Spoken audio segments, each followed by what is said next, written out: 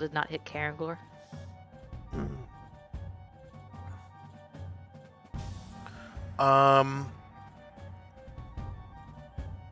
Yeah, it's about like 25% cover, which is a -2 to hit. And yeah, he'd have to roll to see if he hits Caranglor. So I'll roll you a d2. If it's a 1, it's Caranglor. If it's a 2, it's the Death Strike.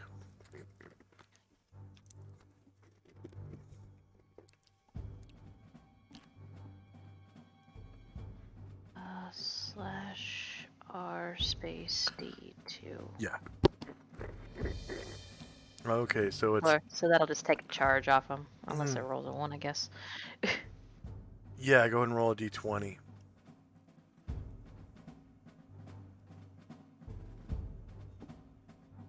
Okay, that takes off a Stone Skin charge.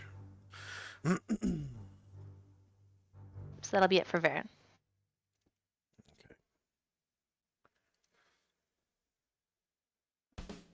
Arahil. Just kind of saunters a little further in, just trying to get closer to the group in relative safety. Alright.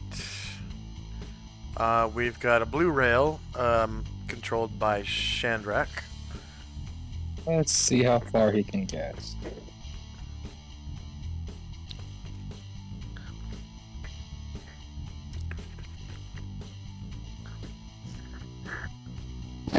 Alright, that'll be his full move. And Jazra kind of runs past some... Whoops.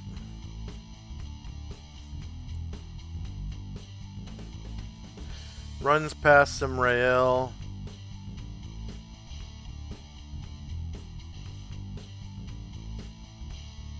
And past Ryer. And past some more Rael. Past the room with the, whoops. Actually, she's going to end up stopping right here in between these two. Rael. Alright, another blue Rael controlled by Shandrak. Okay, there he is. Yeah, so he sees the room's cleaned and the magic man's doing far better work than he can, so this one's gonna continue north.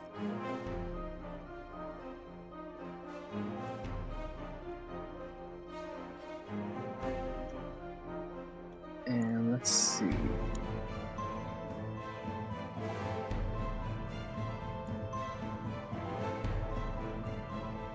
That was 9,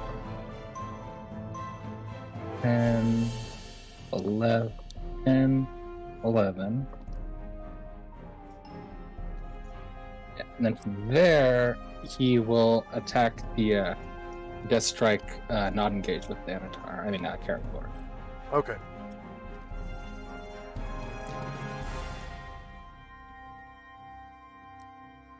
Do you need a rifle? No, I'm good. I got one in the corner. Oop. Oh, he rolled a 1. Uh-oh. Yeah, their AC line is shieldless for our viewers. Because tanks don't carry shields. Shandrak. Shandrak is going to take a 5-foot step, and then he's going to try to cast Ice Storm into the courtyard where the Death Strike is coming from. Alright, which AoE is it? So I think... I don't think there's a built one. I think you've done it custom every time. But it's supposed to be... Oh, what's the dimensions?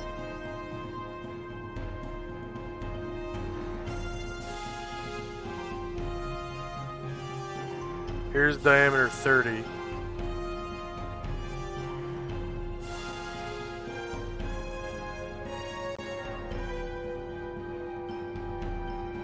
Driving sleet in an 80-foot diameter area.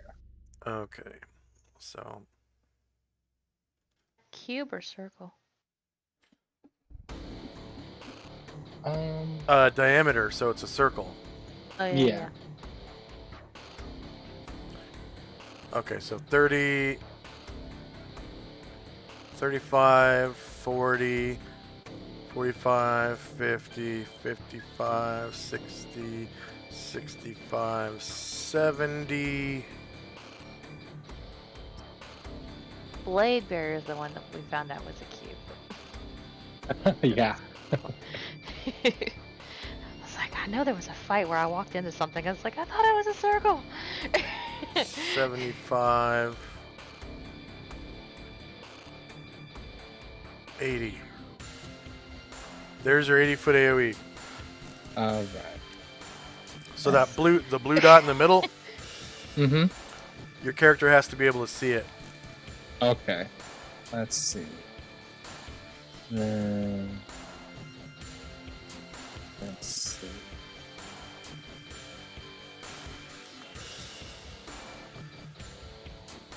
And using a magic item is a no move action. So that's gonna be difficult. Probably. Right. Well, I'm allowed to do a 5-foot step, right? Yes. Yes. Yes. I already took that. So yeah, this is my best position. Yeah, you're always allowed to take a 5-foot step.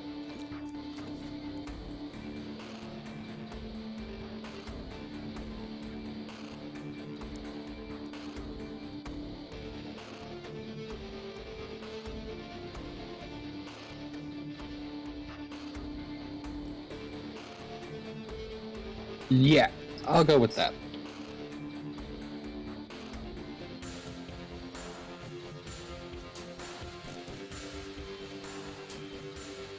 Alright.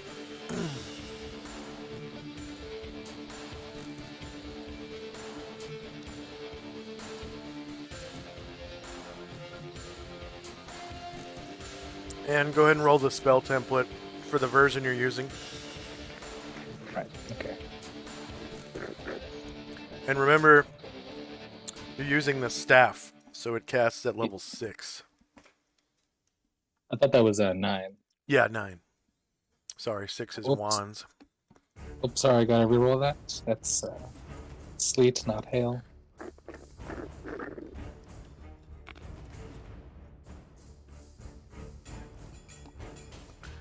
It says the top one was hailstones. Oh, you wanted the sleet version. Okay. Yeah, yeah.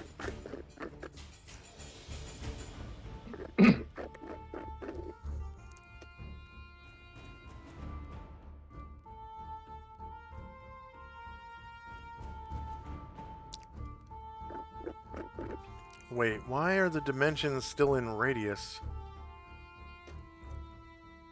That's fucked up. Okay, it says in the text diameter. Okay.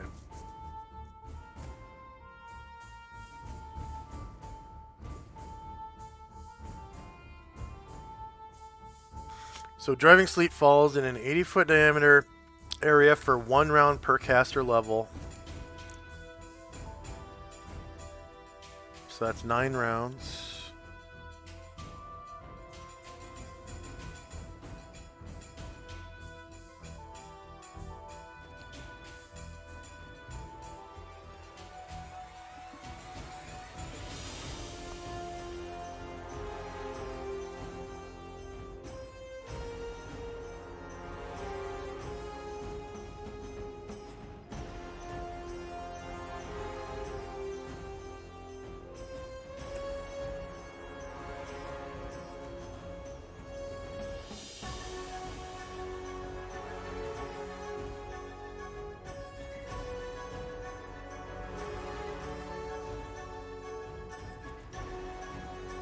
The sleep blinds any creatures within its area for the duration of the spell and causes the ground in the area to be icy, slowing movement by 50% and making it 50% probable that a creature trying to move in the area slips and falls. Because these things are on tracks, I'm gonna say that they're immune to that effect. They don't actually have feet. But they'll still be slowed, you know, by 50%. And then sleet also extinguishes torches and small fires. Note that this spell will negate a heat metal spell. Okay.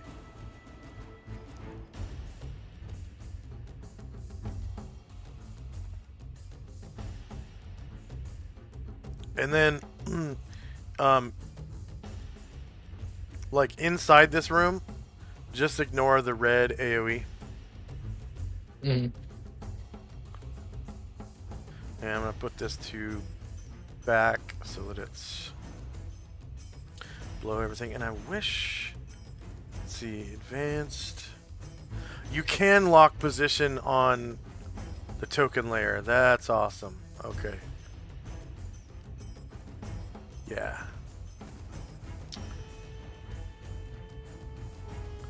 Alright. That makes things a lot easier. So everyone can see the AoE still, but they can't move the token. You can still select the token, though.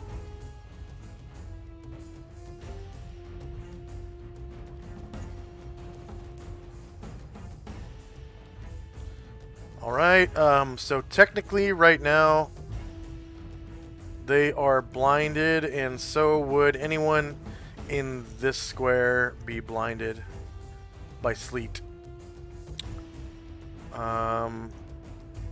And as far as inside this room, that's it. Just this square, and then the two tanks, obviously, and then everything in the, you know, red area outside, you know, in the cargo hold. All right, Asher.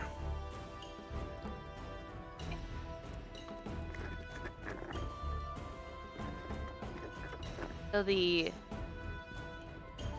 effect isn't going through the wall, so she's not. She doesn't have to roll. Just, okay, good. Just to right here. Cool, so she's gonna go.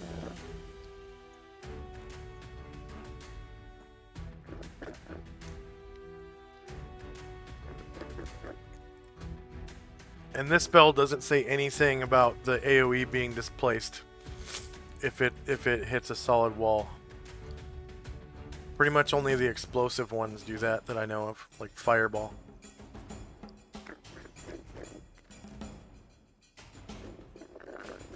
I think Fireball might be the only one that specifically mentions that its area is displaced by the shape of a room. We'll get her here. So you can see this secondary director plain as day, and it's going beep, beep, boop, boop, beep, beep, beep, boop, boop. She's going to try to shoot it. Get this blaster rifle over here. Ideally with a bonus for being invisible. Yeah, you get a +4 for being invisible. Actually, hold on.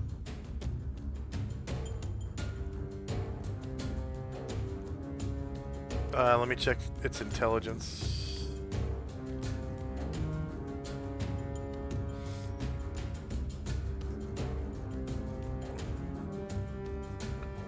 Oh, wow. Okay, oh, nope, it doesn't get a saving throw versus invisibility. So go ahead, you get a +4 to hit. Automatic surprise. Yeah.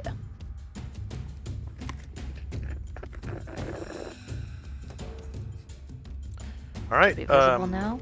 It is shieldless, so -6 versus AC 8 is a hit. I think they're supposed to be large. It doesn't actually say anywhere what size these things are. But I'm just gonna say they're all large. So you do 25 damage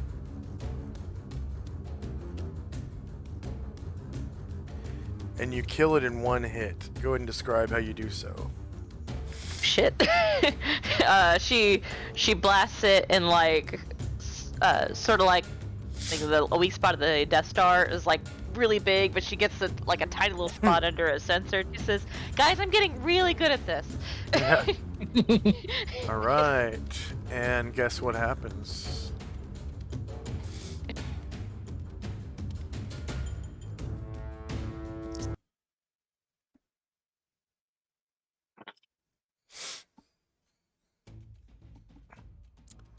The 2 death strikes, and you can see in the background the assembly line of replicators. Some of you can see in the background the assembly line of replicators.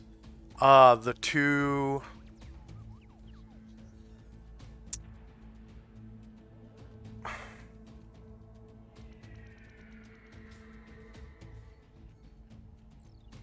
the 2 collectors.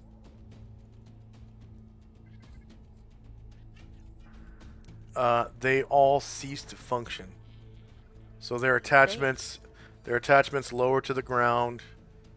Their cameras sort of like droop down and, you know, stop functioning. Like any red lights stop blinking. The turrets on the death strikes lower down all the way and stop moving. The tanks treads stop moving, and the exhaust, you can actually see an exhaust port.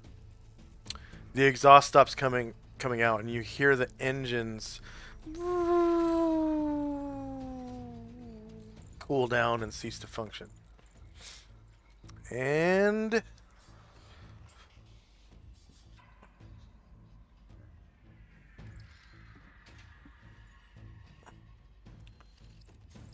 you get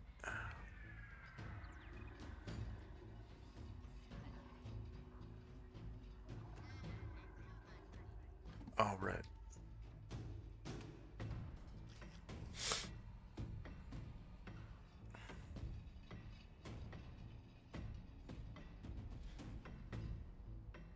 All right. So there's 1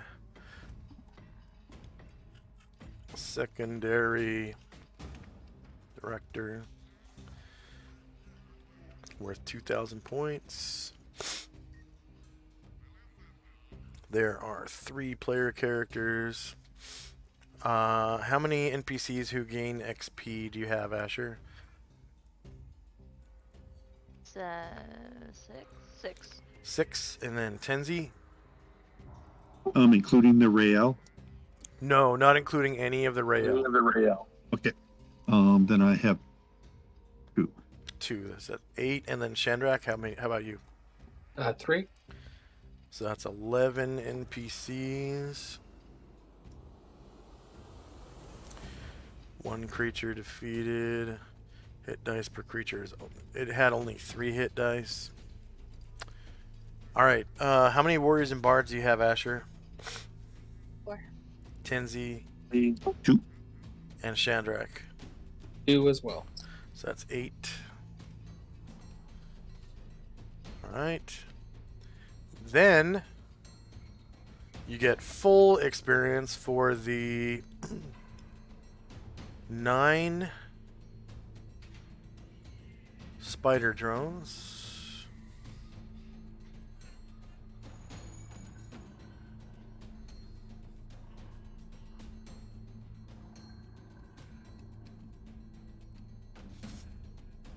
Nine spider drones. They were $650 each. 3 PCs. 11 NPCs. 9 of these creatures were defeated. They each had 3 hit dice. 8 warriors and bards.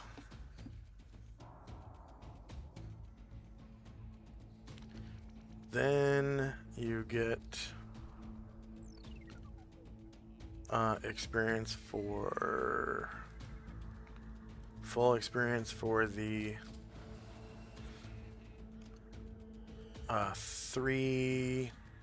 2 doomed. 2 doomed. Okay.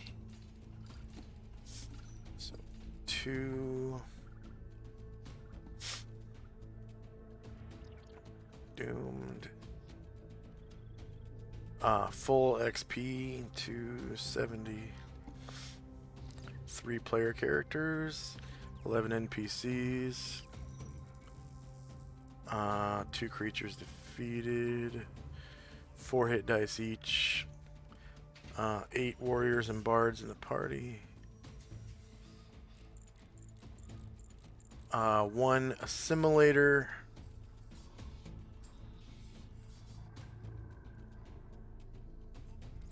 full XP.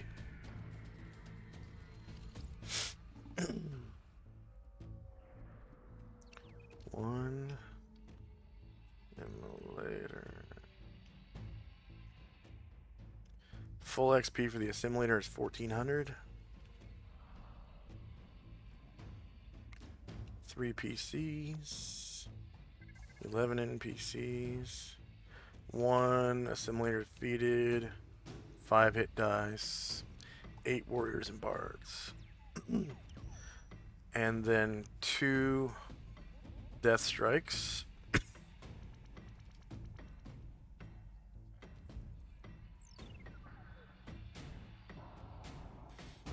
Full XP. They're worth 13,000 experience points each at full XP.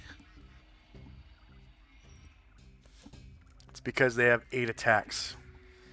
The first round I only gave them 1 attack because they had to come through the door. That would have got spicy. So 2 death strike.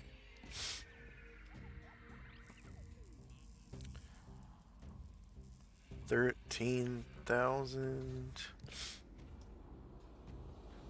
per monster. There are 3 player characters, 11 NPCs. Both of them were defeated. They have 9 hit dice. Number of warriors and bards was 8. Alright, so that's a pretty chunk. And then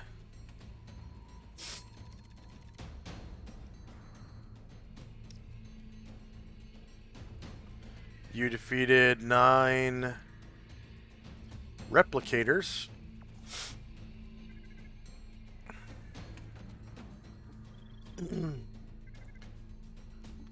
So 9 replicator at full XP. They're only worth 65. Number of player characters is 3. NPCs are NXP is 11. Number of creatures defeated was 9. Hit dice per creature is actually 1. Number of warriors and bards in the party is 8. And a seeker.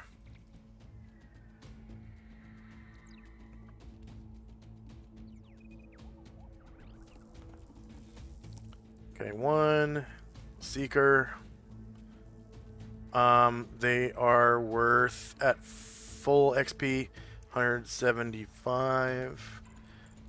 3 player characters, 11 NPCs.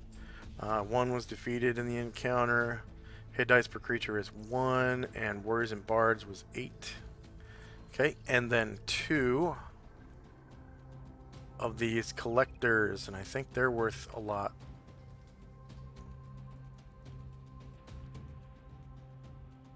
Oh, they're worth 2,000 each. So 2 collector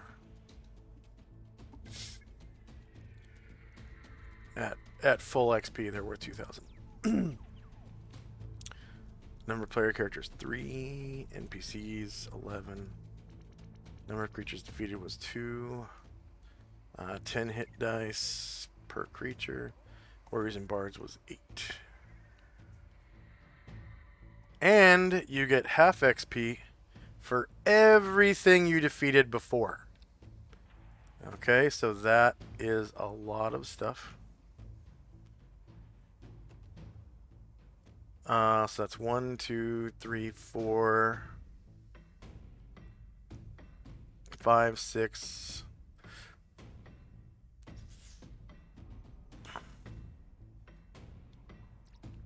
7, 8.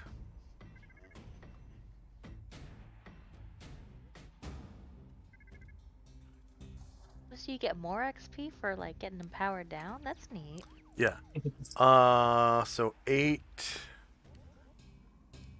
Looks like 8 doomed. At half XP. So 8 doomed.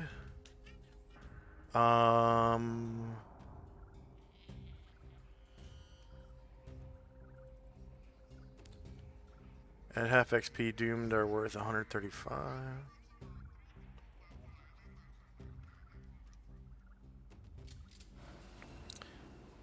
Three player characters, 11 NPCs. So it's 8 doomed. Hit dice per creature. Actually, I already did hit dice for these, so I'm just gonna put 0 hit dice. Warriors and bards 8.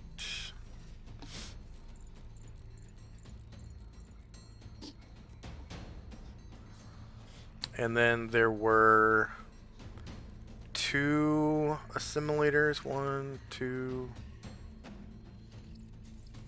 Yeah, 2 assimilators.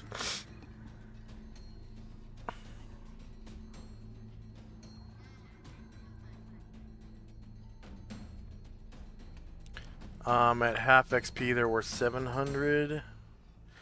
So 2 assimilator. 700. Player characters 3, NPCs 11. Number of creatures defeating the encounter 2. Hit dice per creature, I'm just going to put 0 because I already gave you hit dice bonuses for this. And there were 8 warriors and bards. Okay, and then there was 1 what do you call it? Replicator. 1 replicator at half XP, so 1 replicator. Half XP for the replicators is 33 points. So 3 player characters, 11 NPCs, 1 creature defeated, 1 hit. Oh, yeah, 1 hit. That doesn't matter because if I put 8 warriors and bards, it still comes out to 0. So that's kind of like a pittance. 2 points for that. But how many spider drones? Oh my god. 1, 2, 3, 4, 5, 6, 7, 8, 9, 10, 11. 1, 2, 3, 4, 5, 6, 7, 8, 9, 10, 11. Yeah, it looks like 11 to me. So 11 spider drone at half XP.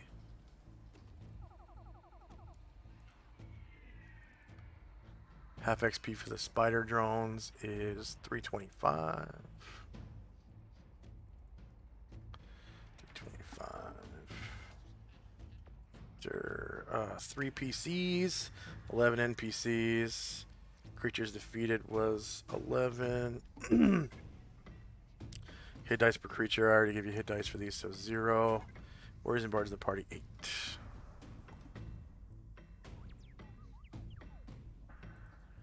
So that should come out to a lot of XP for defeating the AI. So that's the local AI, which means all the local units are now like there's no hive mind. They're still alive, but they're waiting for input. They have no ability to think for themselves, pretty much. All right.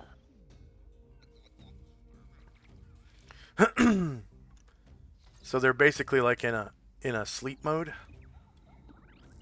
Yeah, I'm trying to think of. I don't know if Asher would know this, but trying to get a sense of like, if, for instance, another local AI came along, if it could assume control of these things. She's smart enough to where she would know, yeah, any kind of AI coming along would be able to take control. And because they are in sleep mode, you can coup de grace them at your leisure. Like, just, and use them for spare parts and shit to repair, the gate or, parts of the ship. I mean, that's what they were gonna do to us. Yeah. Okay. So that was Asher. Next up is Tenzi and Company. So Tenzi, you notice that all these units are now in sleep mode.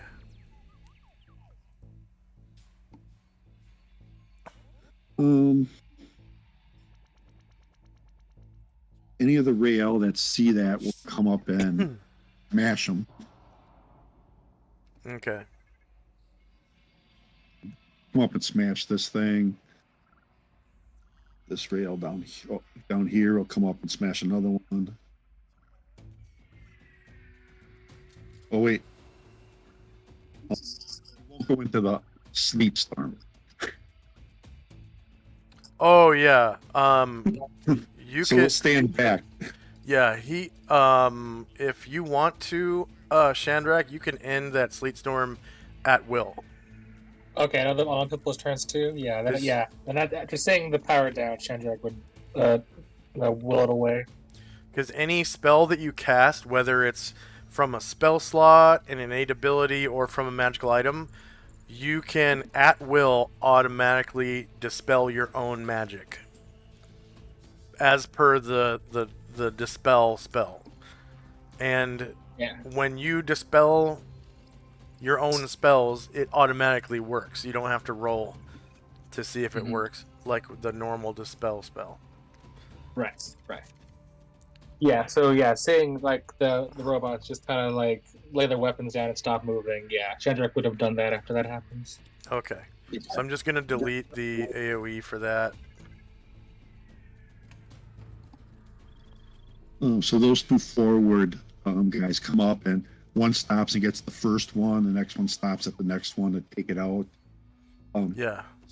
This other rail was the one that came up behind Tenzi, was asking about the explosion, and he got kind of annoyed when Tenzi didn't pay attention to him because he was casting a spell. But then he motes of light like pure around him, and he's trying to get past me. He's getting as close to the wall as he can to not touch Tenzi as he goes past. Okay. And he'll just come up to the hallway here. Asriel will do a cure light on another person that looks like they can accept it. All right. You create another basically injured rail soldier with 1 health that has a brown dot, and there's 1 remaining that's alive. Okay. Next, Tenzi will just move up into this room. Zalman and Musashi and Zolaris will just continue watching, guarding Grant. All right. And regeneration occurs at the end of the round.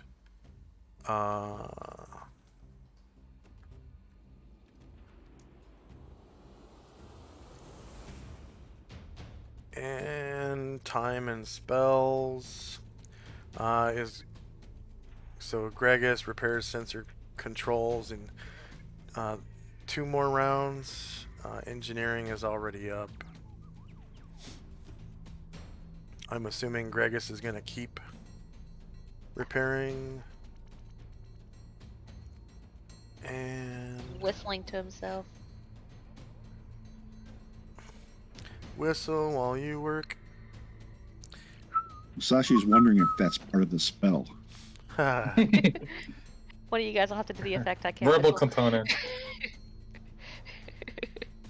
All right, first That's up what it is, yep. let's see, Jazra's gonna come through.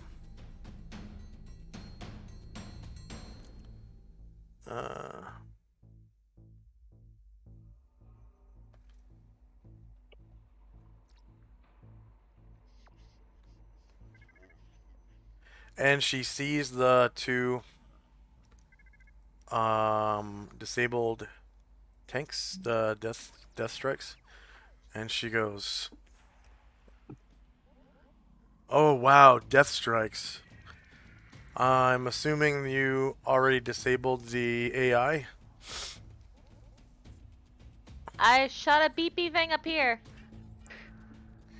Excellent. Good job. Now we've taken back the ship. We can destroy the rest of the AI's units and hopefully repair the gate. Have you gone into the gate room yet? Don't think so. Oh. There's an entrance in the hallway back there, and also out here in the main cargo hold, there's an entrance to the gate room. Alright. Like we got a plan.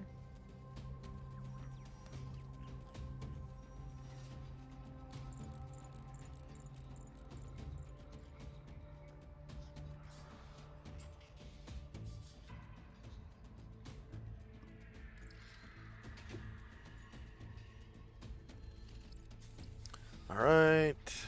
Next up is Asher. Alright, so Asher is going to that way.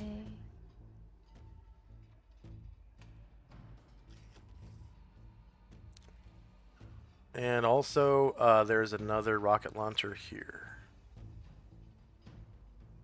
I shall pick that up as a half move action.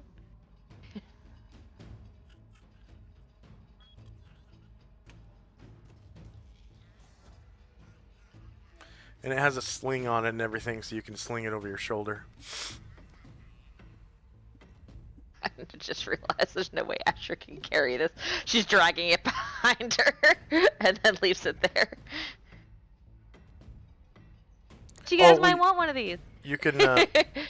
Oh, it's too heavy for her? Okay, gotcha. Yeah. Yeah.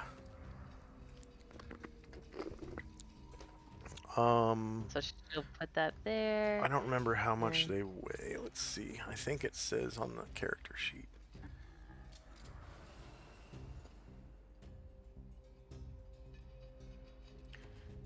I put them down as 3 pounds.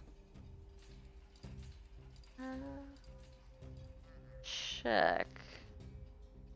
Sure has very little room for error on her inventory. It doesn't actually say in the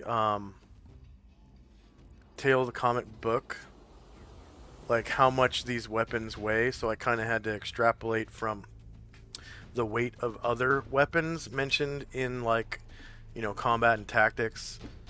Like the rifles are pretty heavy in combat and tactics, so I made the assault rifle kind of heavy. It's like 7 pounds or something like that. She'll leave it. She'll leave that there for someone else to pick up. Okay. And Go ahead. yeah. Oh, it's okay. So she'll get there. Then, says we're going that direction. She points toward the cargo bay because Jazra said there's an entrance there. So, Xanatar goes through. He'll coup de grace. First Death Striker.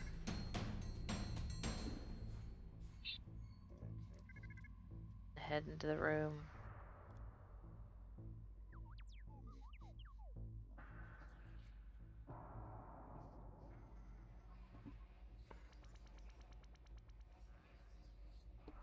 And as Bombosa goes into the room, he'll coup de grace their Death Striker. Okay, this Death Strike was under construction. Sorry, So I meant as as Anatar passes this one through going through the Yeah. door, he coup de grace that. so this one's not complete, Bombosa's. and I didn't give you guys XP for it Okay. because it's basically a useless hunk of metal right now. It couldn't possibly hurt you. I mean, Asher, when Anatar walked through, he would have saw that there's a rail at each of those first two, and looks Okay. like doing a job of dismantling. Okay. Okay. I'll just leave it alone then. And then And you can see a door down here that's kind of to a circular room. And then I think there's a door over here to the north, northwest, right here. And then I think there's a double door right here. And that's, oh, and then on the far southeast side of the room, there's a door down here.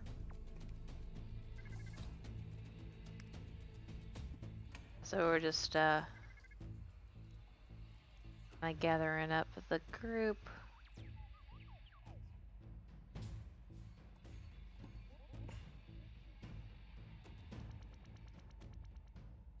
I'm just gonna be moving, so you don't have to wait for me. Okay.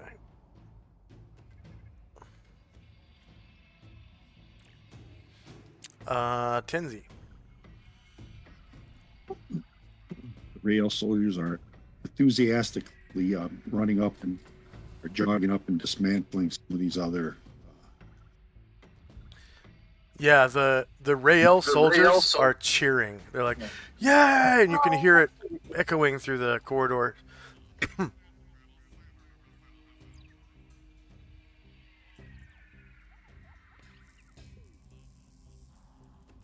To there. Ashra will heal the third person that seems that they're okay. I'm sorry, not heal. Create cure light wounds. Okay.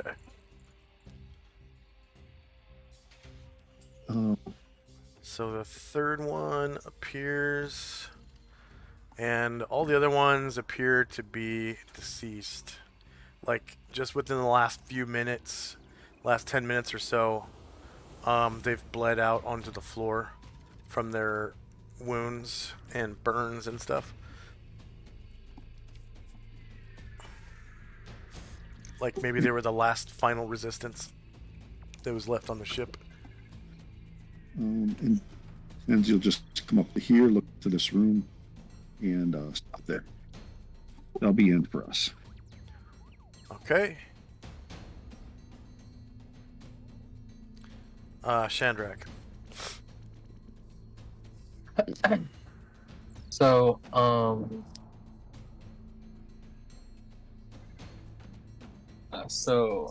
as a Targamon comes on up and sees these death strikes dismantled by the Real, they're still that any of them have that magnum cannon on them? I'm sorry, what was the question? Although on the death strikes that have been dismantled, do they still have their weapons on them? Yes, they do. Most of them are mounted weapons. Actually, they're all mounted weapons. So there's extra missile ammunition and not Vulcan cannon. They're called Magnum cannon. So they both have full Magnum cannon ammunition. And they each have 6 missiles. 3 on the right, 3 on the left, and there's 2 of them. So that's total of 12 missiles. And you have 3 launchers now in the party. Mm-hmm. Okay, so let's see. So I'm Okay, gonna so- change. I'm gonna change the weight of the missile launcher to 8 pounds, and each extra missile will be 3 pounds. I think that's what I originally meant for.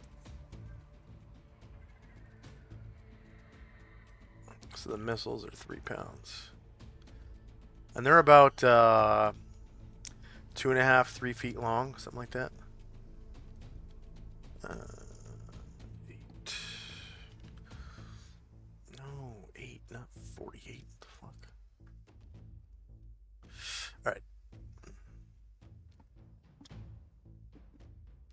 All right, so seeing Gargamond cannot take apart the cannon from these things, he'll start salvaging the missiles, and he'll said there was 12 of them. Yeah, a total of 12.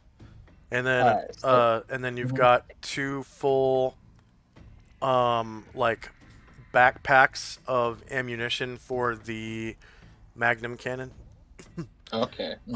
So they are technically mounted, but Gregus with his engineering kit or his toolkit can convert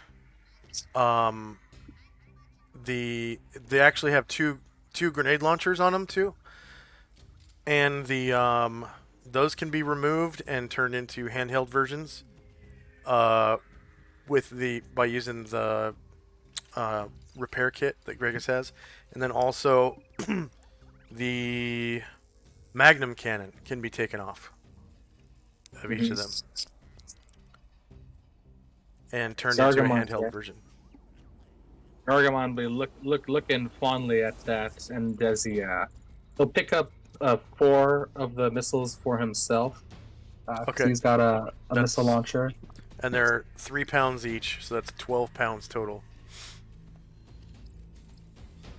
And then the missile launcher itself is 8 pounds.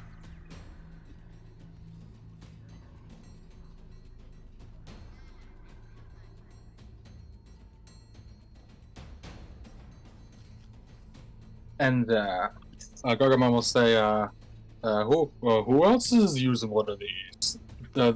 Throwing his missile launcher around in the air above his head. So Got one, mate. they're like the same length as a javelin. So you can put them in a quiver, but you can only put like 3 of them in a quiver. You can also hold them in your backpack up to your backpack's weight allowance. So Gargamon will give 4 more or to Anatar. And, is anyone else using the other one?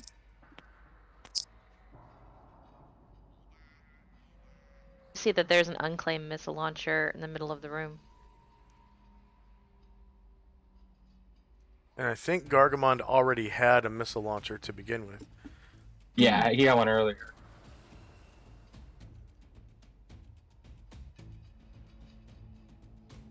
So now you have a total of 3 missile launchers. Each of them has never been fired, so that's 3 rounds, right? Each for not each, but 3 rounds total, and then you just captured 12 more rounds. So that's a total of 15 missiles for the party.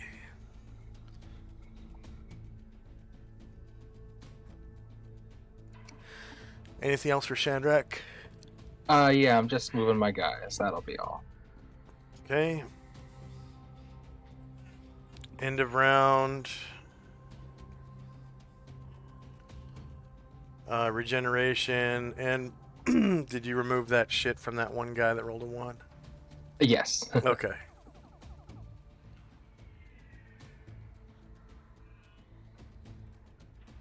Alright, Gregus is almost done repairing sensor controls. He's got 1 round left at the end of this round, so that basically means two rounds of repairing left. Jazra is going to walk into the cargo hold and come over here. Right about here. And she's going to point at this door over here to this round room on the south side. And she says that that is the teleporter room. Ooh, fancy.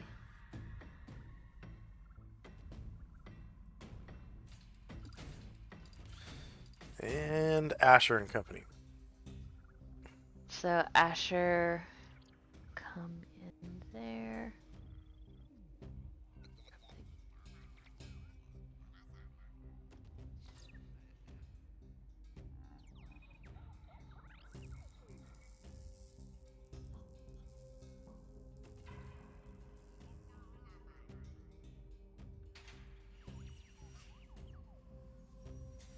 "24 squares." We'll just get her to that door, and she'll stand there a second and take a listen at the door.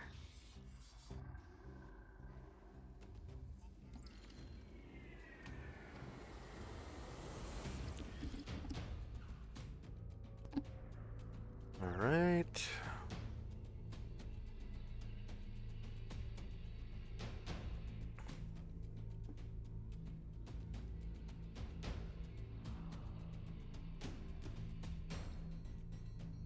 She hears her heartbeat. Seems fine, and she opens the door. All right. So inside, you see the teleporter right here, and 4 disabled spider drones were lying in wait to ambush you.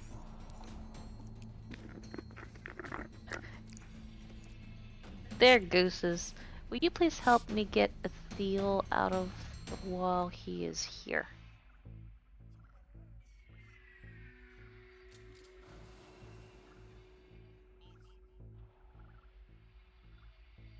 Yeah.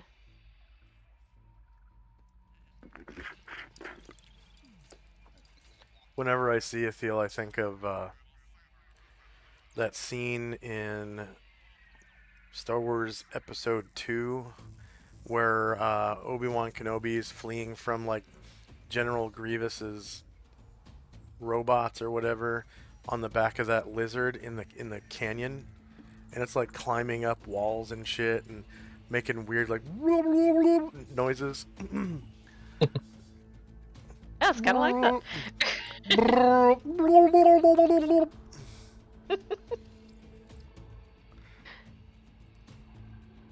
Said, "Yep, found the teleporter. Some drones that were coming for us." And you can see that the teleporter is still fucked up.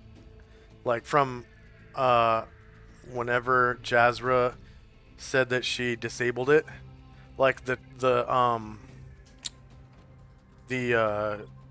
controls, they're all shot up. There's like not bullet holes but blaster holes in I like don't the know where you screens, the guys monitors usually and shit. take this thing, but you're not going anywhere anytime soon. And Jazra kind of goes. She kind of looks down, and she goes, Yeah, sorry about that. I didn't want them going back to the arcology when I was gone, so I blasted it up before I left. Sure shrugs. Gotta do what you gotta do. Be it for now. Yeah, sorry.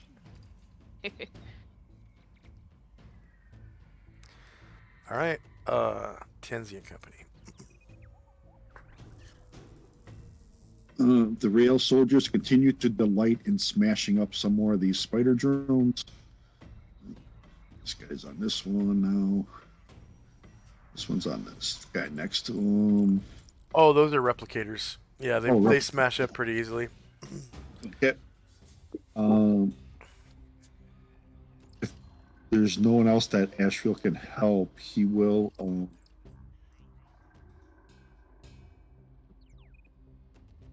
ask if these guys need anything else down here that are injured.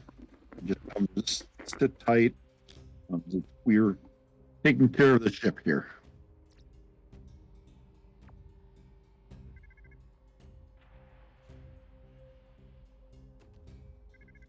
Come over and see what all the fuss is about over here. What'd you find there? Teleporter. It's got holes in it. Probably doesn't work very well with holes in it. Or maybe there's supposed to be holes there. We don't know. Yeah, I'm not very familiar with these things. Usually somebody just waves their hand and I go somewhere, but I don't think there are supposed to be holes. That'll be it for us. Okay.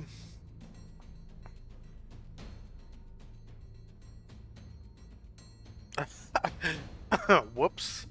I just gave 200 XP to a blaster pistol. That should have come up on everyone's screen though, right? Nope. No. No? Okay. It came up on mine. I see it.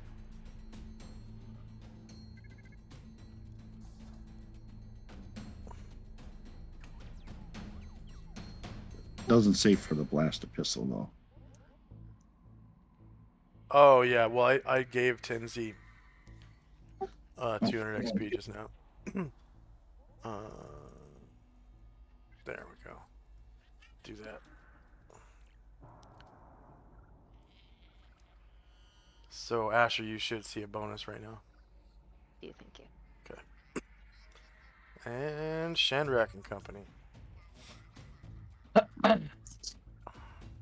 Shandrak will turn over to one of his Real soldiers and say, "Hey, you can talk to Gregus, can't you? Is he done yet with his repair?" And he kind of like presses a button on the side of his helmet and says,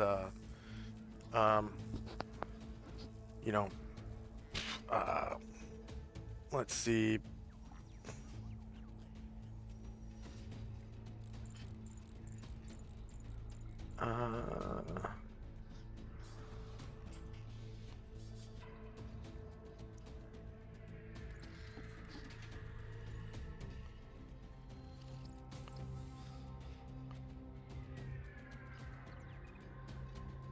Private Burris to, you know, Corporal. What's the engineer's name again? Gregus? Corporal Gregus. And you hear this like, Gregus here, and the guy's like, you know, what's going on? What's the status? And he's like, still got a couple minutes before the, what was it, the sensors? He's repairing the sensors, right? Before the sensors are done. And he says, Roger, we kind of need your help over here in the teleporter room. Right, that's what you wanted him to do? Or the gate different than the teleporter room? The gate room. Yeah, the gate room. And he's like, Azure okay, wanted to go that way pretty soon, right? do you want me to stop what I'm doing here and come meet you there right now, or do you want me to finish the sensors and head over? And he relays that information to you, Shandrak. Oh. Well, sensor sounds pretty good. If it's a couple more minutes, I think we can wait for that. And he relays that to Gregus, and he's like, okay, Gregus out. Alright.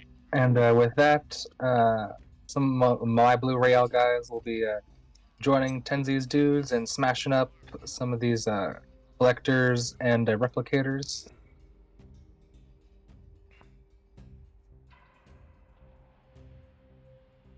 And that'll be all from me.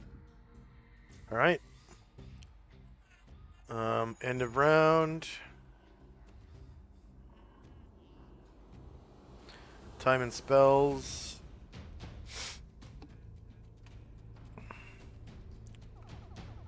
All right, so Gregus will finish repairing at the end of this round. First up is Jazra. She goes in to the gate room, teleporter room. I can't remember exactly what the book calls it.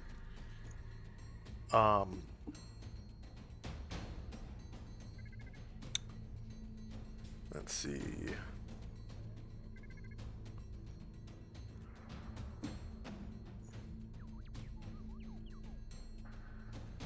I think it's on the map, actually, but I'm gonna look it up in the book.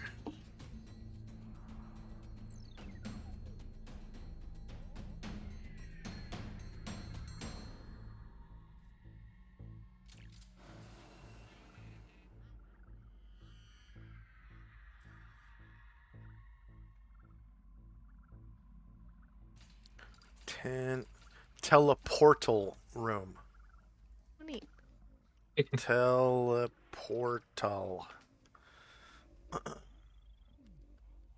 Yeah. So the teleportal is closed. And it's computer screens and access panels are all fucked up.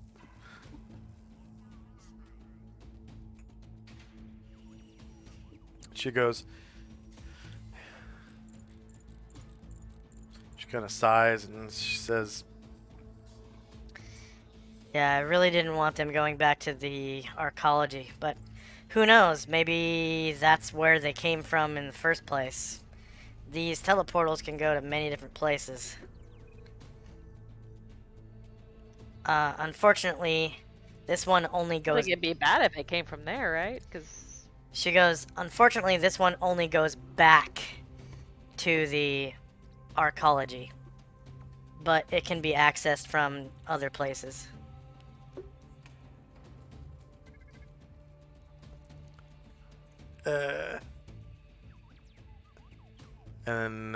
what were you saying to her? Asher says, well, if they came from the arcology, that's not very familiar with the arcology, but that'd be bad, I suspect. That would be bad. Very bad. But I do think it's most likely that they did come from the arcology. I still had to bust it up anyways, just in case there was that small chance that they didn't. Also, I wouldn't want any reinforcements coming through from the arcology, so I just had to bash it up. Shoot it up. Yeah. And Asher and Company. 1 second, I'm checking up. Okay. Well, there was smoke coming off my house, but I think it was just some condensation. Right, yeah, so Asher says, I guess, yeah, we ought to that fixed and check it out. Tell me more about the arcology. The arcology is a big place on our homeworld. It's about the size of a city.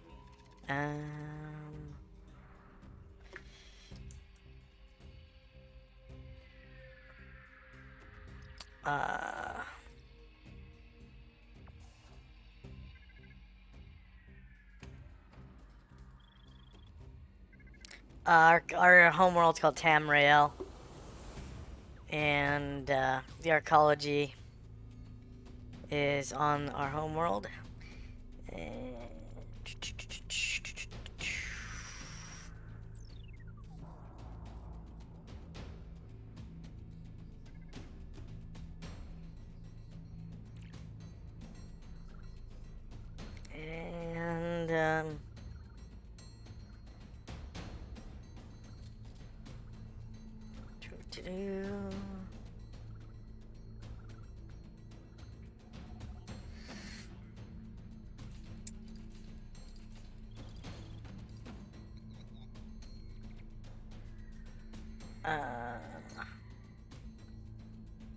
come on, where is it?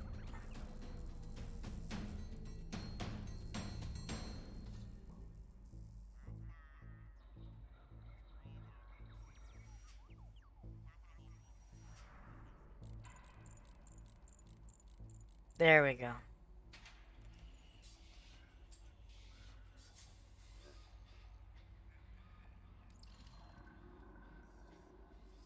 Alright, so it's called the Kel Rael Arcology.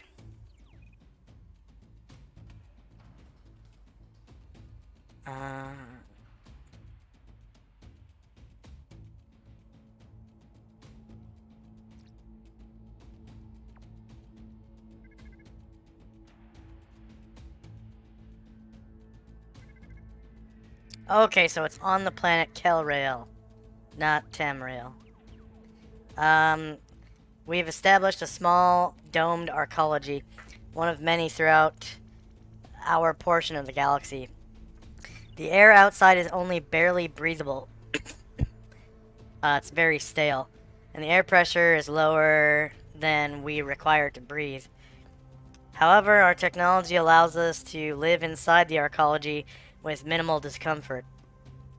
We've even established a handful of manufacturing and research plants outside the domed portion of the arcology.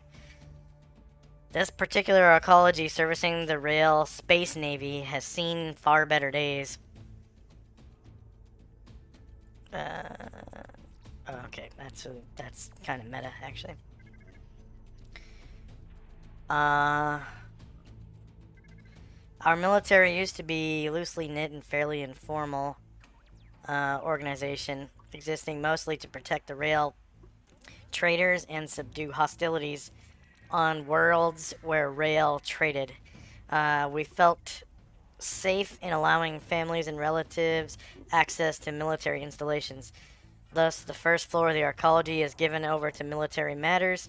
Storage, refueling, and barracks of the rail fleet are found here. A map of the lower level of the arcology. Okay, that's meta. The upper floor held the residences of the civilians who lived and worked at the who live and work at the arcology and their families. The upper level has not been mapped. Oh, okay. Never mind. Fuck, that's all meta. A launching pad sits to the south of the dome, ready to hurl us into space and across the cosmos in our ships. Near the pad is a huge experimental teleportal, large enough for an entire spaceship to pass through. The launching pad currently lies dysfunctional, but someone with the right knowledge might be able to fix it, aka Gregus. Rumor has it, that the spatial scientists were planning on making this the first gate that could have multiple destinations. Yeah. So all the gates have only one connection. There's like an A end and a B end. And that's why the Kelrail arcology has to have a special area for the teleportals. Because there's many of them. And from outside, the arcology of Kelrail appears to be a smooth, plasticine half bubble that rises about 300 feet from the ground. It gleams mellowly in the dark air, entirely out of place on the planet, because the whole planet looks like a wasteland, like the moon or like a desert or something. 3 roads lead out from it to compounds whose skylines rise in blocky contrast against the backdrop of stark mountains. One of these is the aforementioned launching pad. The other 2 hold Kelrail's manufacturing complex and a scientific experimentation station where rail scientists work in relative isolation. The roads are... okay, that's meta. And that's about all I know about the Kelrail arcology.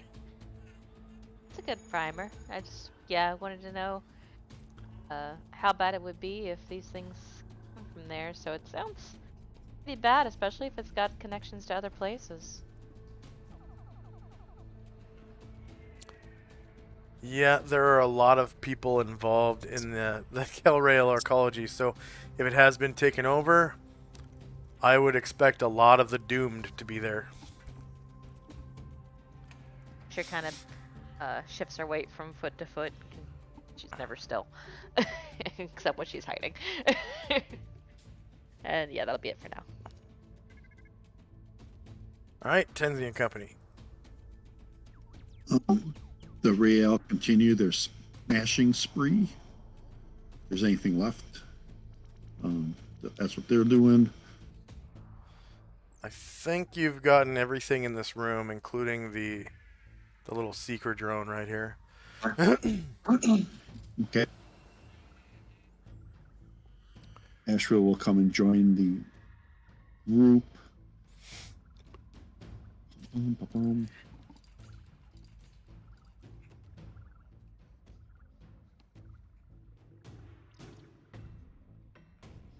Flies over there. And you're just listening to Jazra's explanation of the archaeology. And that's it for us. Okay. Shandrak and company.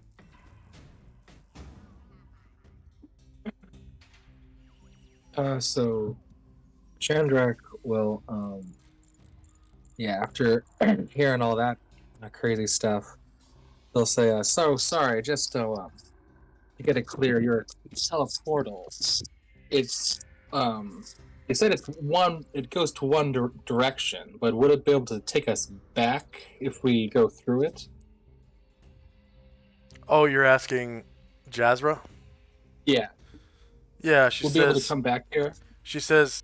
Definitely, it's a two-way portal. As long as both ends of the portal still function, you should be able to go through two different directions. It's literally, it turns into a gateway, like a door. Oh, good. Oh, good. I was worried you said that this side was one way for a second. All right, then I guess we just gotta wait till Greg has to finish his work. And yeah, that'll be all for me. Okay. End of round. And Gregus comes over. The radio to or the communicator to all the Rael saying like, I've completed my repairs and I'm headed your way. Completed my repairs to the sensors and I'm headed your way. Okay. Jazra kind of like steps over here to one of these spider drones and she's gonna rip off the grenade launcher and take one HE round from each of them. So Jazra has a grenade launcher now.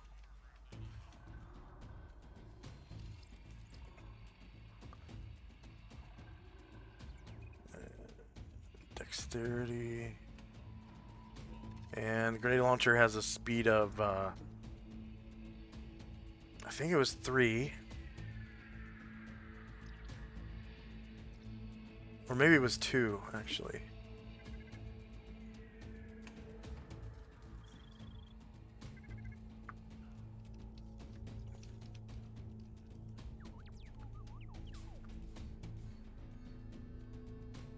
Speed factor of 4. Nope, that's the grenades themselves when you throw them. Grenade launcher does have a speed of 2. 2 on Gargamon. 2, yeah.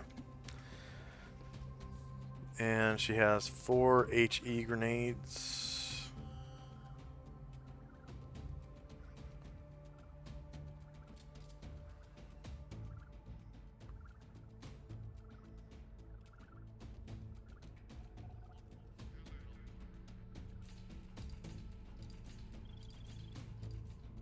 They're a pound each. And Asher. Okay, so Gregus is going to start moving that way.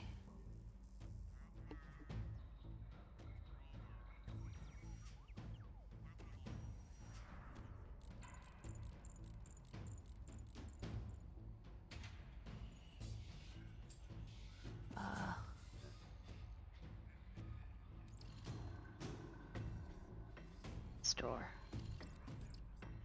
Just a room. Oh, Gregus? That is, that's a elevator. And it's open. Okay. It's open. Like, he can step in and push one of the buttons if he wants. Okay. It only goes up from here. 6 will get him to this door. And it's unlocked. And as he passes through, he sees the main cargo hold where most of the party is at right now.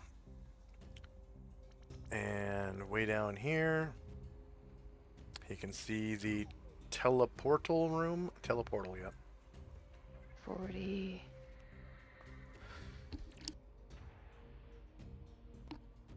46, 47, 48 gets him right in the door. Okay, so yeah, he says, Wow.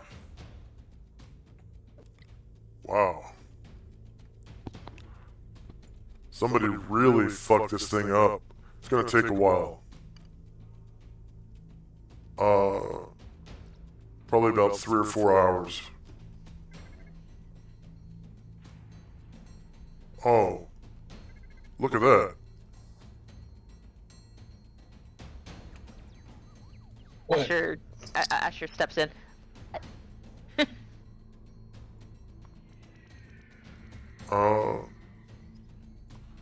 The teleportal matrix is missing. Yeah, I knew that. Is that bad? Well, the teleportal won't work without the teleportal matrix. I was just telling him that.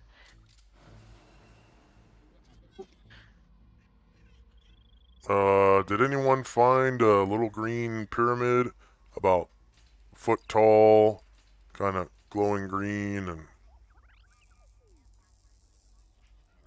blinking? Seen Asher a checks few her blinking pockets. things, but nothing like that. It's made of metal, about yay high. Huh. Well,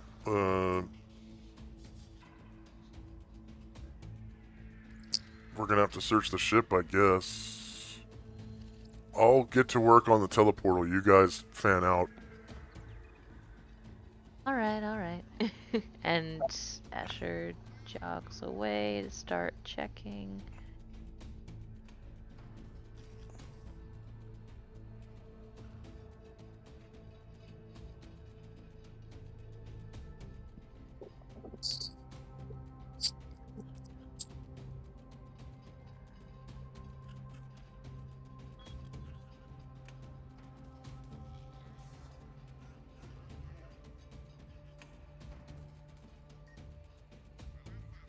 Or you'll get her here.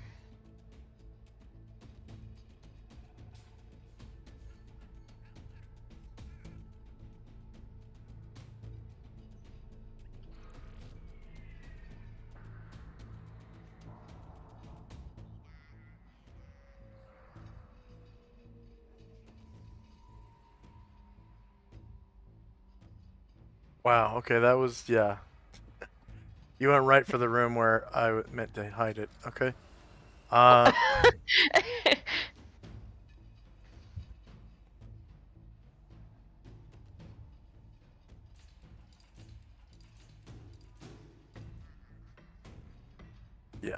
there we go.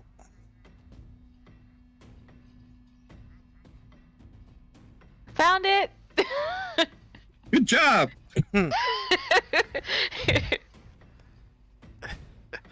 Of course, that looks like exactly what we need. I thought so too. I was trying to tell you guys it was over here. But she's out of movement, so I'll be it. All right. Tinsy, you went right for the room I meant to hide it. Instead of going through the rest of the ship. That was pretty cool. All right. Yeah, Tinsy and Company.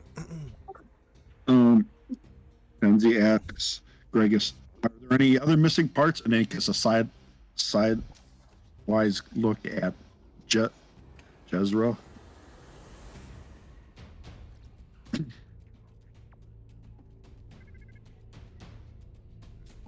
Oh, any other missing parts? You said. Yeah. Nothing I won't find in my repair kit. I've got this. Just bring that teleportal matrix in here.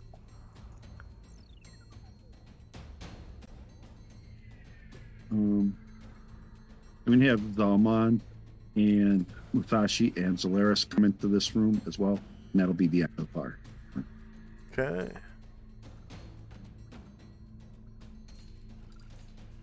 And Shandrak Company.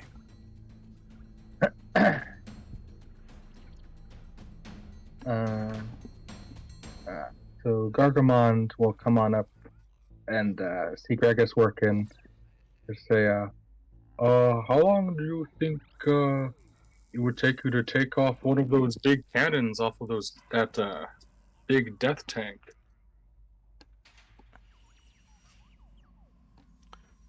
And he's like, like removing a bunch of screws and panels and shit. And he looks at you and says, that was Gargamond? Yeah. He looks at Gargamon and says, You're talking about which cannon? The I think Magnum you Magnum called it. cannon? Yeah, I think that's what you. The one you're carrying? No. He's got a rocket launcher, but he doesn't have a Magnum cannon.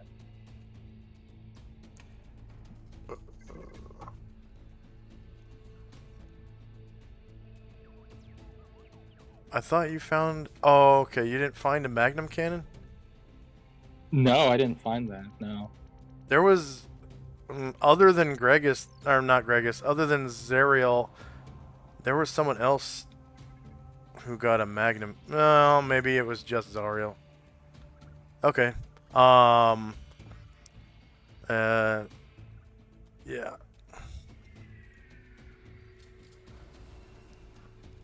I could remove that Magnum cannon in about 3 minutes.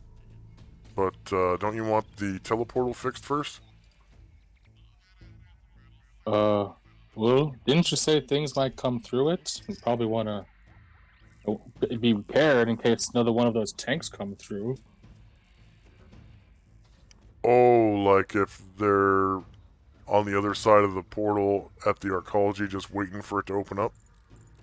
That's a good point. Didn't Jazra say something like that? Yeah.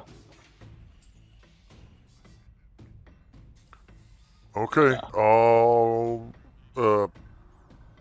be right there. And he, like, puts his multi-tool back in the repair kit and starts heading over to the death strikes.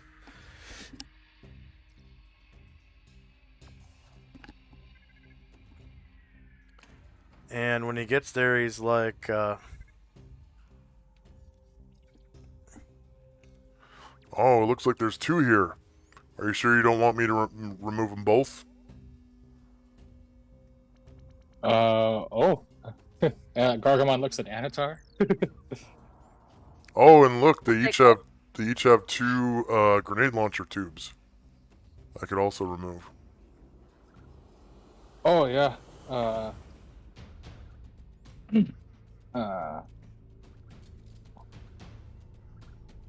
Well, do you want a grenade launcher, Gargamon? Anatar. I already have it, but you could have that Magnum cannon too, right? That sounds good.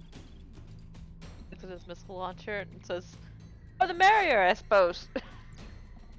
Sounds like it's going to be dangerous.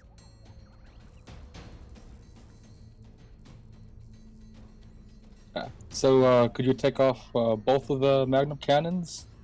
Sure. You want me to take the Magnum cannons off first? Yeah. Yes, please. Alright, fine. and he pulls out his multi-tool and starts getting to work on the Magnum cannon on this death strike here.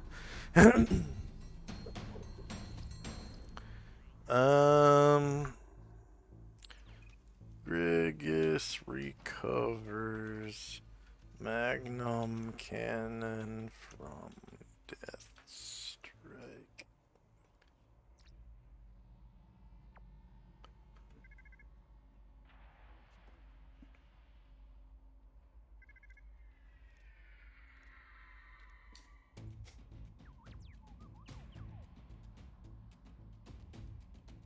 All right. Anything else from Shandrak and Company? Nope. That'll be all.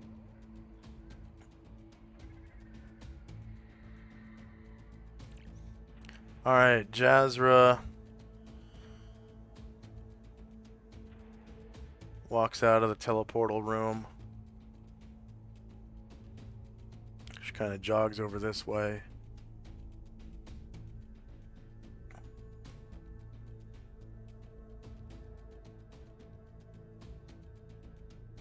And over here towards the door. And Asher and company. Okay, so Asher is gonna come over here, pick up this piece. It's a half move action. Come back out.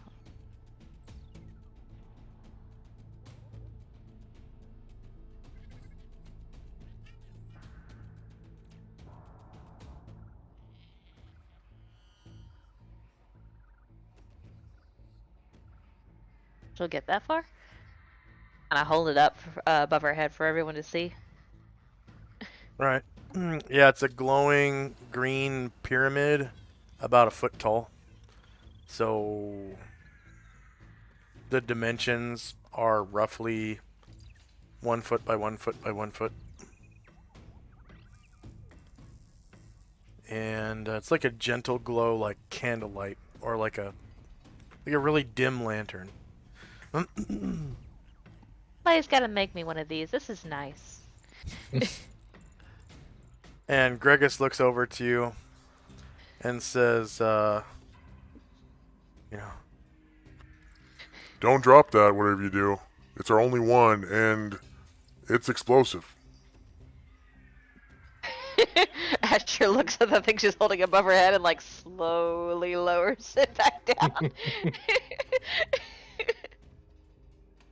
It would take me a while to repair that. I'd probably have to reactivate a collector and reprogram it to get me the materials and one of these replicators as well.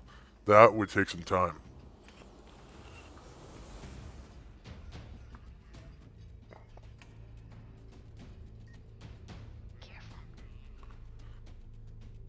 anything else from Asher and company? That's it. That's as far as she can get on a half move. All right, Tenzi and company.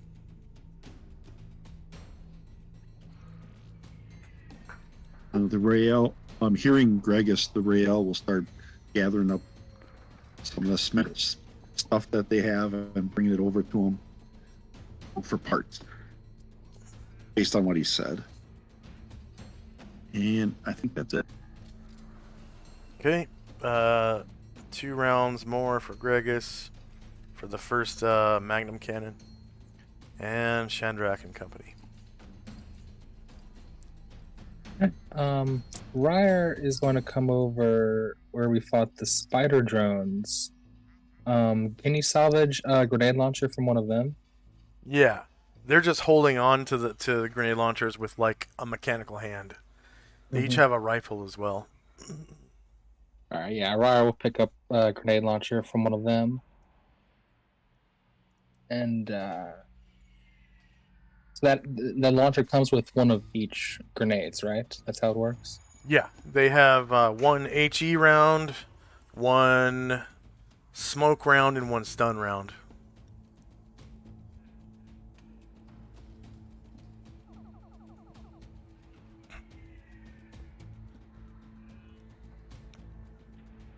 And all 3 types have the same properties, same range and everything. Alright, so Ryer will pick up one of those, and then he will he'll take out a grenade and a stun from the one next to him and put it in the slot as well. You mean an HE and a stun? Yes, an HE, yes. Okay. HE stands for high explosive for anyone who doesn't know. It just means basically a frag grenade. And Gargamon is going to jog over back to that room, and next room he's going to fill up his grenade with HE grenade, his launcher with HE grenades.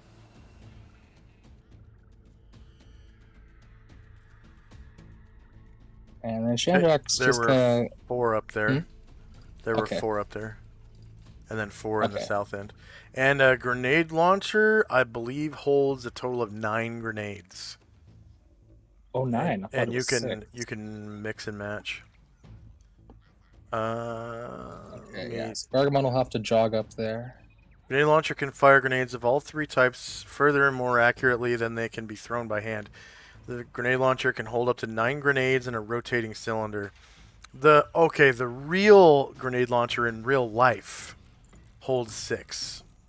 You're right. That's where that came from. So, but this one, the fictional one, holds 9, and I think it's because the grenades are smaller.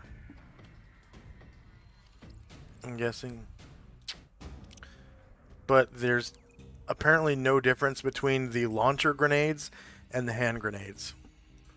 So, like, the launcher must pull the spoon off and all that shit before it fires. They made no difference in no differentiation in the book between hand-thrown grenades and launched grenades. Anything else for Shandrak and Company? Nope, that'll be all. All right.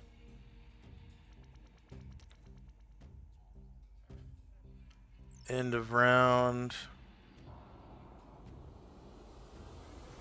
Time and spells. Gregus recovers the Magnum Cannon from the Death Strike in 1 round after this round. Jazra is going to come down here to this room and grab the HE grenade from the spider drone. Well, she doesn't run, she walks. And she doesn't have enough movement to recover it when she gets there, so gonna take another round. She wants the HE grenade. Let's see, Asher and Company. So now hearing that this is explosive, Asher's not going to jog. She holds the thing at in front of her at arm's length. She just calmly walks with it back toward the room. Yeah.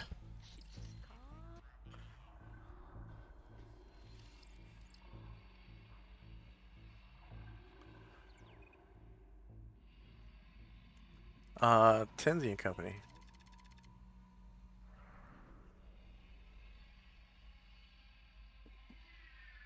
I'm going to ask if we should start searching through the rest of the ship looking for more of these deactivated things.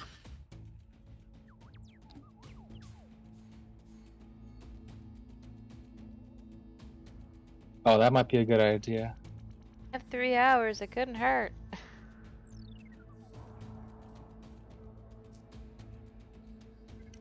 Okay, anything else for Tenzi and Company? Nope. Alright, Shandrak and Company. So Gargamon will come on up these 4 spider up here, and he'll take the 4 HE grenades from him.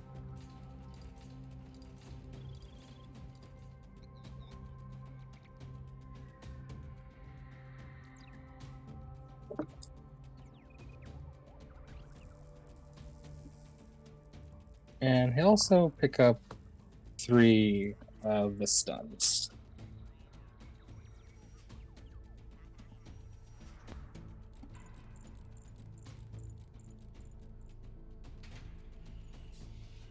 Alright, anything else for Shandrak and Company? Yeah.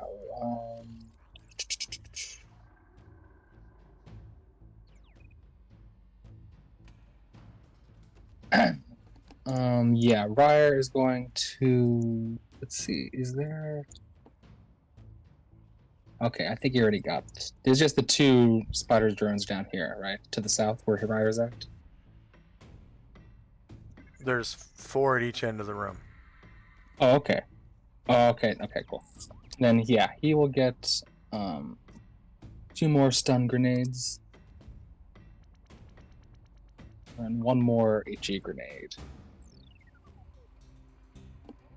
And then Shandrak just wants to, oh no, wait, yeah. He just wants to look around the teleportal room. Just, observe it, try to take it in.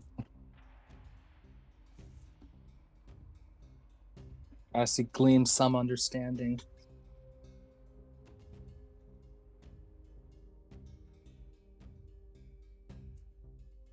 You said the teleportal room? Yeah. Okay. Alright. End of round. And Gregus recovers the Magnum Cannon at the end of this round. Jazra recovers one more HE grenade from this spider drone.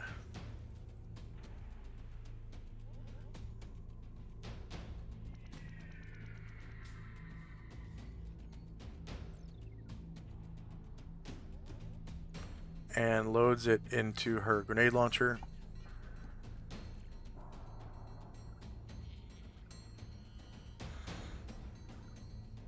And makes a half move.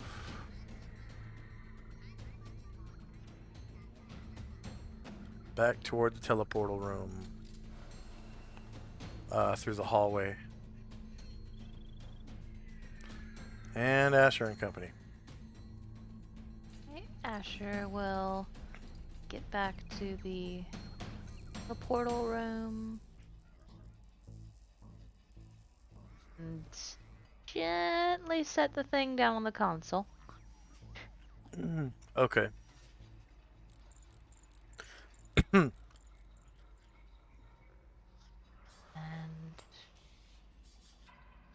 then come back out and watch to see. I actually took it with me.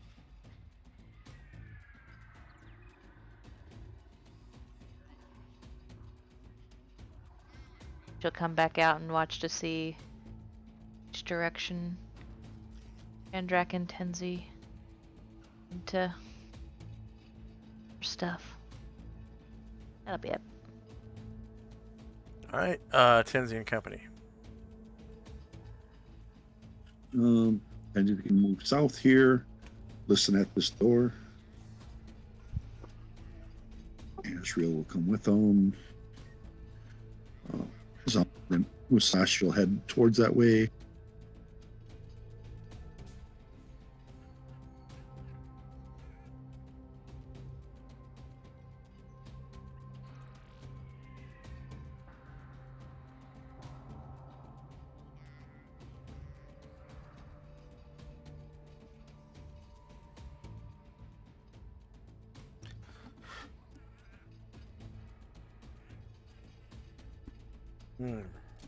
So you said Tenzi was listening at this door here? Yeah, the one we're on just to the south of them. Yeah. Okay.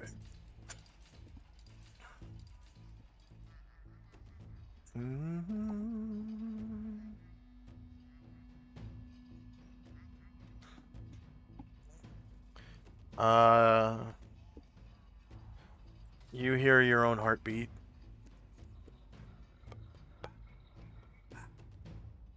Anything else for Tenzi and company? Lub dub, lub dub, lub dub, lub dub, lub dub, lub dub.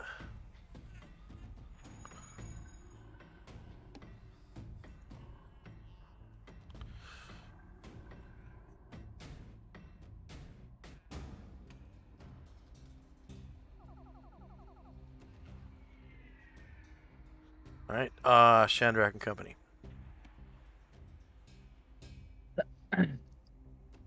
So Gargamond will come over and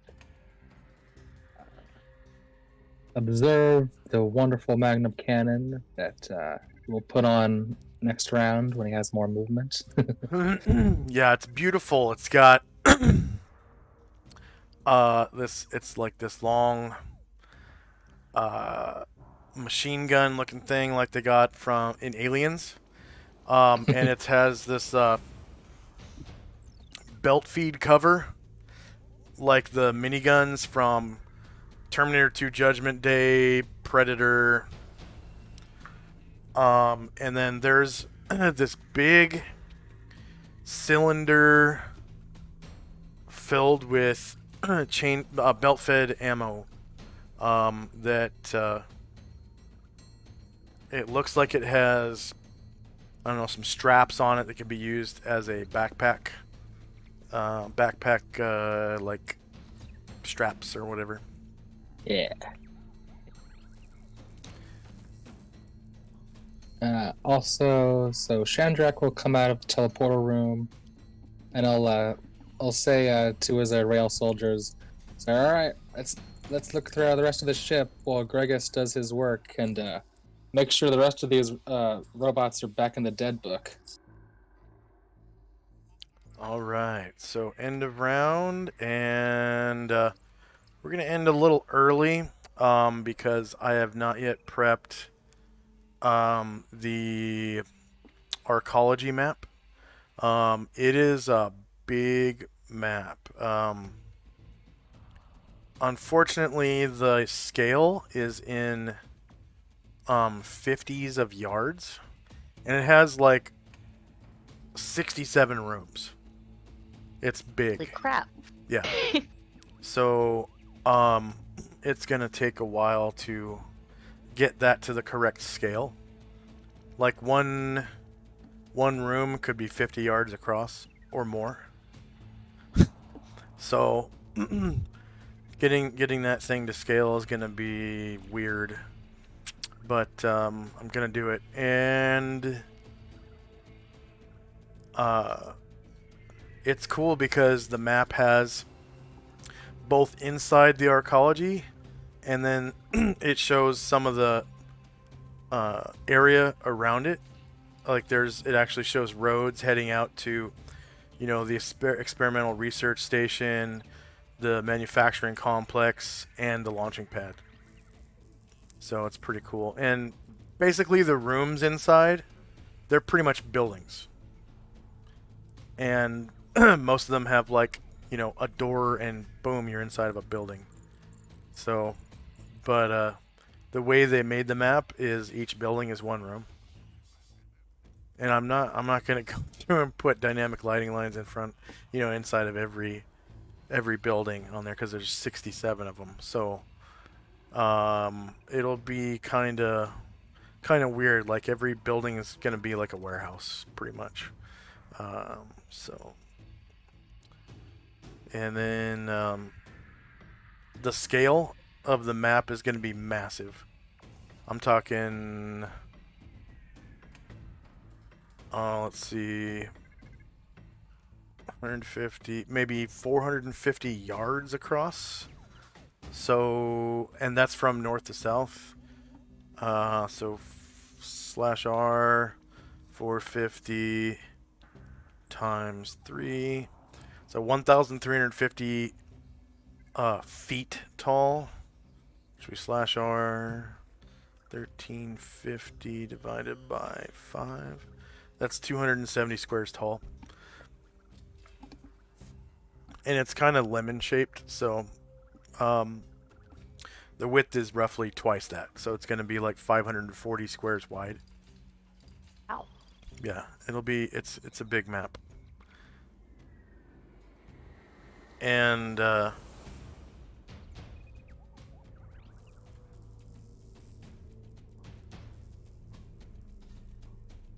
yeah, we'll probably do that like next weekend, because Asher, you said you're not going to be here next weekend?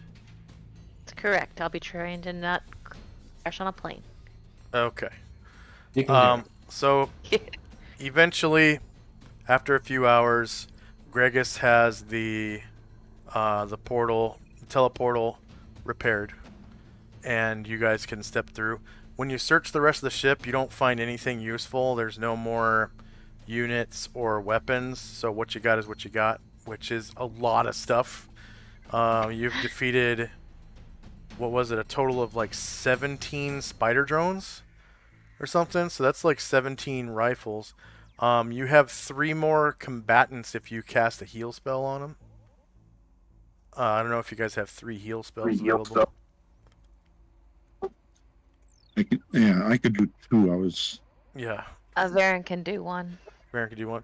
And then you have 3 rocket launchers, a total of 15 rockets. You now have 2 Vulcan cannons and a bunch of grenade launchers, because each of the spider drones has a grenade launcher. So, I mean, you could go in there, not use any blasters at all, just use high explosive grenade launchers and rocket launchers and like annihilate everything in the first room probably in like one round. So we'll see how it goes. Although there is one caveat to that, vehicles, they don't take damage from HE unless it's a direct hit. So spider drones are not a vehicle. They are a like a creature, like the Doomed are. They're like medium sized, but like the tanks and stuff like that are vehicles. So if you want to destroy one with a rocket or a grenade, you gotta shoot it directly and actually hit. But like if it's surrounded by Doomed, the Doomed will take damage from the explosion. So, you know, it kind of behooves you to be tactical about maybe hitting vehicles that are surrounded by smaller units first. And then that's just some advice of mine. Like I haven't actually played this, so I don't know exactly how things go in a big fight like that, but just from what I've read, that seems like it would be a really good tactic. You know, kind of spread the explosion damage around for like a while until most of the smaller guys are taken out, and then, you know, concentrate on the big guns by concentrating fire, rockets and grenades and whatever. All right. So we'll go back to the landing page. Did anyone gain a level? Any of the NPCs or anything? It's gonna take me all week to put in all that. I'll let you know. Yeah. Okay. Yeah, it is going to take a while. There's 1, 2, 3, 4, 5, 6, 7, 8, 9, 10, 11, 12. 12 experience awards. Yeah. And the biggest one was 3,058 for a PC with one class. Which isn't bad. That's two what are they called? Death strikes. Yeah, for sure. And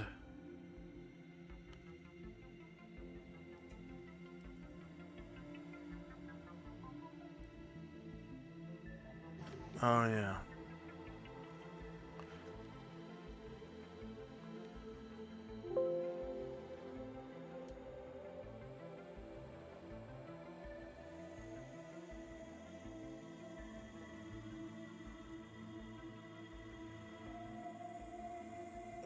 Death strikes are true terrors of the Overseer, heavily armored. They are difficult to destroy and pose a threat to any fortified position.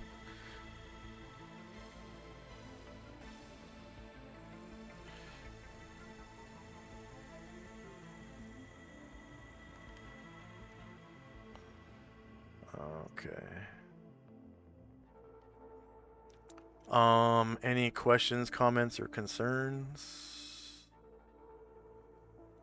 Just that I'm starting to, like that ice storm, so do you think you can make a template for that? A template, or you mean the AoE? Yeah, that's what I meant. Yeah. The AoE? Yeah, the AoE. Okay. Yeah. All right, because I know I already made a template. Yeah, for the spell. Yeah. I'm at an AoE. Yeah, I'll make like an animated, like frozen. Actually, that's really easy because I have animated ice. Yeah, this one. Cool. That one's let me turn animations back on so the